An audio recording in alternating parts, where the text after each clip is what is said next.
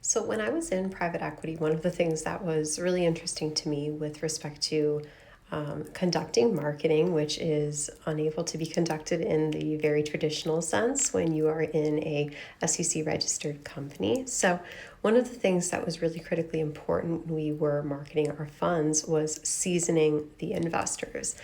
And I know that sounds like something that belongs in a cooking television show and not in marketing strategic advice, but hear me out. So, seasoning the investor basically meant that on the same day that you met that person, you could not give them the offering documents or the pitch documents for the fund.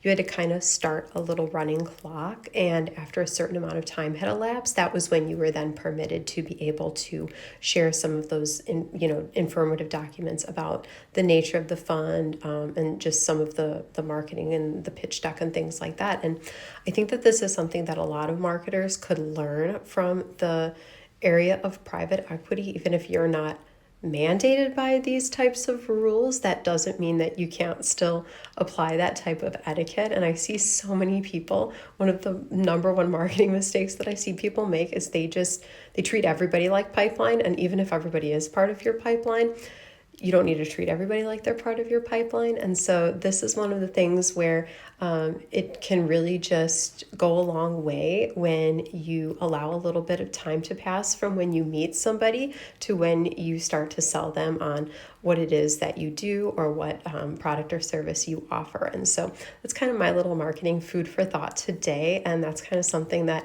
I think that a lot of marketers could learn to take that little bit of etiquette and that little bit of tact and apply that to their marketing strategy, even if they're not being mandated to do so by regulatory compliance.